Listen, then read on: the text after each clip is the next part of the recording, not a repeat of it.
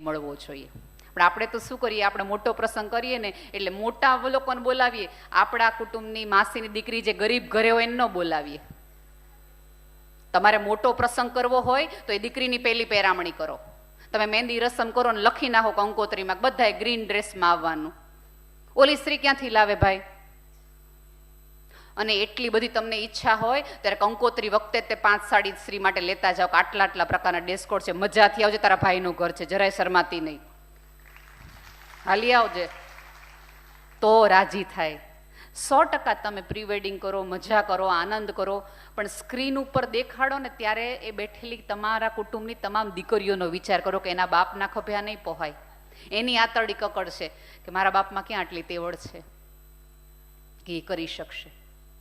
કોકની આતરડી રાજી થાય ને, ઠરે શબ્દ છે મારા કાઠિયાવાડમાં, કોકની આતરડી ઠરે ને એવા પ્રસંગ કરો કે લોકો દિવસોના દિવસો સુધી યાદ રાખે. બધા એવું કહે, હમણાં તો આપણે છેલ્લે 2 જ વ્યક્તિ 2024માં આપણે એક જ વાત કરી, નીતાપતિ અને સીતાપતિની, બરાબર? અંબાણીના લગ્નની બધાએ ચર્ચા કરી. સાહેબ, આનંદ થાય કે આપણો ગુજરાતી એટલો બધો સક્ષમ કે વિદેશના તમામ લોકો, જેણે લોકોએ ભારતને ખરાબ કીધું હતું ને, એણે જામનગરમાં આવીને કરવું પડ્યું. આને પ્રસંગ કર્યો કહેવાય. અને કોને બોલાવ્યા? જેનાથી જામનગરના બહેનો કે જે સાવ જ મેર, આયર, રબારી કોમની કેવી કેવી વૃદ્ધ માજીઓને બોલાવી અને એમને ભાવે એવું ભોજન કરાવડાવ્યું કે તમને ગાંઠિયા, લાડવા અને શાક હોય તો અમે તમને ભજીયા એ પીરસીએ. અને કોણે પીરસ્યું? એની દીકરી રાધિકા અંબાણીએ. અત્યારે આપણી દીકરીઓને કીધું હોય તો કે માસી છે ને યાર ફોટો પડાવ, અત્યારે નહીં, આપણે ન પડાવવા દઈએ. તમે જોયું હોય તો અનંત અંબાણીને એક વૃદ્ધ માં સરસ જીમીને કાપડું પહેરેલા, એ 200 રૂપિયા નોટ ખીચા મૂકી દે ને તો ઓલો સરસ વિવેકથી પગે લાગીને એને કરે અને દુખણા લે, બરાબર? અમારા સૌરાષ્ટ્રમાં લે દુખણા, ત્યારે માથે લાગે. ત્યારે એક પણ આજુબાજુવાળા બોડીગાર્ડ એમ નથી કહેતા કે મેમની હેરસ્ટાઈલ બગડી જશે. આપણે તો અખંડ સૌભાગ્યવતી ન કરવા દઈએ અણવર, બગડી જશે, બગડી જશે. તમારે ઉદાહરણો લેવા હોય તો આ લ્યો ને. તમે જોયું હશે વળી વળીને જય શ્રી કૃષ્ણ એ કરતા હતા.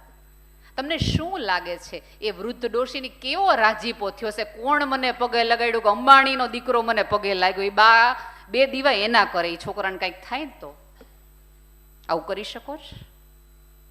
આપણે ત્યાં તો પ્રસંગો હોય એટલે વૃદ્ધો બિચારા એક જગ્યાએ ખૂણામાં કેમ્પ ફાયરમાં બેઠા હોય ઠઠવાતા, ન કોઈ પૂછવા જાય, ન કોઈ બોલાવા જાય, ન કોઈ વિવેક કરવા જાય. અને વરરાજો તો મિત્રોમાંથી જ ઊંચો આવે તો આવે ને, બેનપણીઓમાંથી આપણે ઊંચા આવીએ તો આવીએ ને. ત્યારે તમારા દીકરાઓને કયો તારા પ્રસંગમાં બધા જ ખર્ચા બધા જ પ્રમાણના થશે, પણ આપણા કુટુંબના તમામ વૃદ્ધને તારે પગે લાગવા જવું જ પડશે. તો કરીએ ખર્ચો બેટા. આ દીકરાની વહુને કયો પ્રેમથી કે આ એ બા, આ એ માસી, આ મામાજી, અને પાછું આપણે તો ખભા ઉલાડતા કઈ પુષ્પાના પૂર્વજો. બહાર ગામ રહીએ ને એટલે ઓળખીએ નહીં. અરે મરોવેલા તમે હા એટલે હા, પોતાનાને ન ઓળખો. 5000 લોકો તમારે ફેસબુકમાં હોય ને તમે નામથી ઓળખો, એની મમ્મી માંદી હોય તો તમે જાઓ.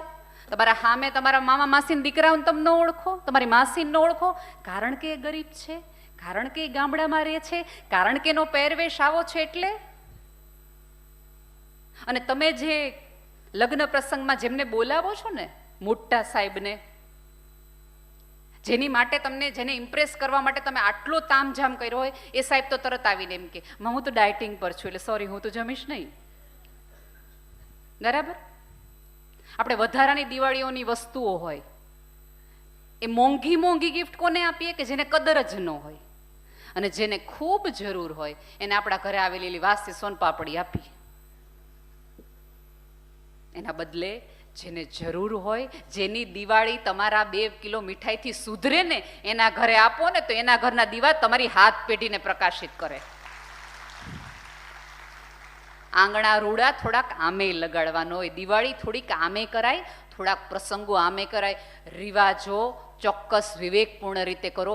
એવાય બંધૈયા ન કરો કે તમારા જો પહેલાંના જમાનામાં મોટા માણસોએ મોટા પ્રસંગ એટલા માટે કરવાના હતા જેથી કરીને ગામના નાના માણસને એનો લાભ મળે, એને થોડાક લાડવા ખાવા મળે, એ ફુગાવાળાના છોકરાના ઘરે થોડાક ગાંઠિયા ને ભજીયા જાય. એટલા માટે આ બધું એવું નહોતું કે બધું બંધ કરી દેવાનું. પહેલાંને ત્યાં 7 દિવસ લગ્ન એટલે કરવામાં આવતા હતા કારણ કે કોઈના ઘરે મીઠાઈઓ બનતી જ નહોતી. એ ગામના ગરીબોને ભાગે કેદી મીઠાઈ આવે તો કે મોટા માણસના ઘરે વરો આવે તેના ઘરે પ્રસંગ થાય. પણ અત્યારે મોટા માણસના ઘરે વરો હોય તો મોટો માણસ તો નાના માણસને બોલાવતો જ નથી. દૂરનાને નહીં, અજાણ્યાને તમારા વાલ કરવાના રાખો. થોડાક અજાણ્યા લોકોની પીડાને પણ પોતાની કરવાની રાખો.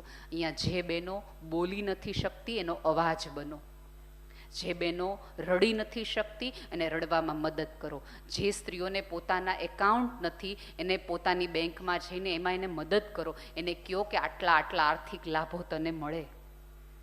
જે સ્ત્રીઓ અહીંયા મહેસાણાની બહાર, ગુજરાતની બહાર જ નથી ગઈ એને 2 જગ્યાએ લઈ જાઓ. અને બાને હંમેશા હરિદ્વાર ન લઈ જવાય, બાને કોઈક દી મનાલીએ લઈ જવાય, શિમલાએ લઈ જવાય તો બા થોડુંક જોવે.